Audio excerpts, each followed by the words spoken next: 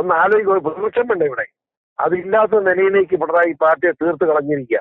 All India തന്നെ ബേസിൽ തന്നെ communist party തീർന്നു. പാവപ്പെട്ട 4 MP ഏത് കേന്ദ്രത്തിലെ പ്രതിപക്ഷ നേതാവായിരുന്നു AKG. AKGയുടെ പാർട്ടിയാണ് ഇന്നിപ്പോ ഈ പിണറായിയുടെ കാലം വന്നപ്പോൾ ഈ പരുവത്തിരിക്കുന്നത് നോക്കണം. സങ്കടകരാണ്. പോട്ടെ. Shri P C George, CPM സംസ്ഥാന കമ്മിറ്റി യോഗത്തിൽ കേരളത്തിലെ മുഖ്യമന്ത്രി ശ്രീ പിണറായി വിജയനെ രൂക്ഷമായ വിമർശനം, ആദ്യമായിട്ടാണ് മുഖ്യമന്ത്രി ഇങ്ങനെ വിമർശനം പറഞ്ഞത്. CPIയും മുഖ്യമന്ത്രി വിമർശനം നടത്തിയിരിക്കുകയാണ്. അതായത് പിണറായി വിജയനെതിരെ സംസാരിച്ചു എന്ന് പറഞ്ഞാൽ ഇപ്പോ ഹൈക്കോടതി പിണറായിക്കും മാർക്കെതിരെ നോട്ടീസ് അയച്ചപ്പോഴായിരിക്കാം സഖാക്കന്മാർക്ക് ഒരു ധൈര്യം വന്നത്. കോടതിയിൽ നിന്ന് നോട്ടീസ് ആയല്ലോ. അതായത് വളരെ ക്ലിയർ ആയിട്ട് എൻക്വയറി നടക്കല്ലേ. നമ്മുടെ ഈ എക്സ്ട്രാജുഡീഷ്യൽ കേസിൽ 1,72,00,000 മേടിച്ചതിനകത്ത് ക്ലിയർ എവിഡൻസ് ആയിരിക്കുക. അത് റിപ്പോർട്ട് ഒരിക്കലും മാറ്റാൻ എനിക്ക് കഴിയില്ല. അങ്ങനെ വന്നപ്പോൾ കോടതിയിൽ നിന്ന് നോട്ടീസ് കൂടെ അയച്ചു.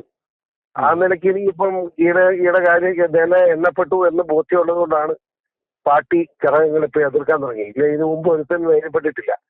പിണറായിയുടെ നേരെ എനിക്ക് ആമ്പയറിൽ ഒറ്റ ഒരുത്തരും കമ്മ്യൂണിസ്റ്റ് പാർട്ടിയില്ലായിരുന്നു. ആകപ്പാടെ ആമ്പയർ ഉണ്ടായിരുന്ന ഒരു സുധാകരനുണ്ടാകും. സുധാകരനെ MLA പോലും ആകാതെ വൃത്തിയില്ലാതെ പുറത്താക്കി കളഞ്ഞു. പിന്നെ ഐസക് ഉണ്ടായിരുന്നല്ലോ, ഐസക്കിനെയും മൂലക്കിരുത്തി. പിന്നെയുള്ള രാധാകൃഷ്ണനാണ് ഒരു ഭയപ്പെടേണ്ടത്. അയാളെ പാർലമെന്റിലേക്ക് വിട്ട് മുഖ്യമന്ത്രി കസേര ഇല്ലാതാക്കി. അങ്ങനെ ടീച്ചറിനെ നിർത്തി തോപ്പിച്ചു. അപ്പൊ ഇങ്ങനെക്കെതിരായിട്ട് വരാമെന്ന് എല്ലാവരെയും പരിവാക്കി വെച്ചിരിക്കുകയായിരുന്നു. അപ്പോഴാണ് ഈ കണ്ടകോടാലി എന്ന് പറയുന്ന സാധനം കോടതിയിൽ നിന്ന് വന്നത്. Notice 7 notice. അപ്പോ പിണറായി പോക്കെന്നുള്ള എല്ലാവരും ബോധ്യമായി. ആ ധൈര്യത്തിന്റെ പുറത്താണ് ഇപ്പോ ഈ പാർട്ടി സഖാക്കന്മാർ അപ്പൊ അഭിപ്രായം പറയാൻ തുടങ്ങിയത്. മറ്റേ പേടിച്ചിട്ട് ഞടുങ്ങി നിൽക്കുകയായിരുന്നു.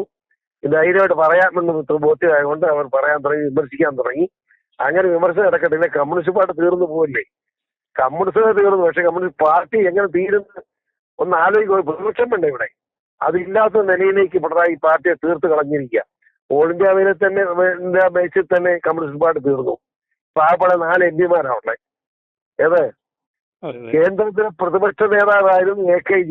AKGയുടെ പാർട്ടിയാണ് ഇന്നിപ്പോ ഈ പിണറായിയുടെ കാലം വന്നപ്പോൾ ഈ പരുവത്തിരിക്കുന്നത് നോക്കണം. സങ്കടകരാണ്. പോട്ടെ.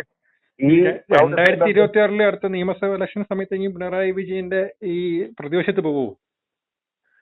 പിണറായി വിജയൻ ഇനി രാഷ്ട്രീയത്തിൽ കാണുന്നത് ഞാൻ കരുതുന്നില്ല. ഈ കേസിൽ അറസ്റ്റ് ചെയ്യപ്പെടും.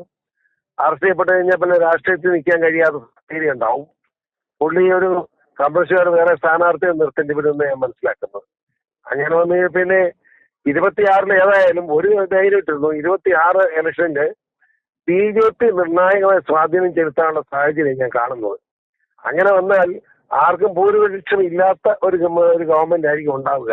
ആർക്കും ഭൂരിപക്ഷം ഇല്ല, ഒരു ചാര് ഗവൺമെന്റ് ഉണ്ടാക്കേണ്ട ഗതി വരും. അങ്ങനെ വന്നാൽ എങ്ങനെ ഇപ്പം പ്രവചിക്കാൻ ആർക്കും കഴിയില്ല. 29 നോക്കിക്കോളം BJP ഒറ്റയ്ക്ക് അധികാരത്തിൽ വരാൻ പോവുകയാണ്. ആ സാഹചര്യത്തിലേക്കാണ് കേരളം നീങ്ങിക്കൊണ്ടിരിക്കുന്നത്. കാരണം വെള്ളാപ്പള്ളി നടേശന്റെ പ്രസ്താവന വന്നല്ലോ. വെള്ളാപ്പള്ളി നടേശനെ പറ്റി അത്രയും വേദനിക്കുന്ന അനുഭവം ഉണ്ടായിട്ടാണല്ലോ അത്രയും പറഞ്ഞത്. ആ നിലയ്ക്ക് NSS എന്നും തന്റെ ഇടമായിട്ട് കാര്യങ്ങൾ പറയുന്ന ഒരു സംഘടനയെന്ന് നമുക്കറിയാം. NS എപ്പോഴും പറയാറുണ്ട്.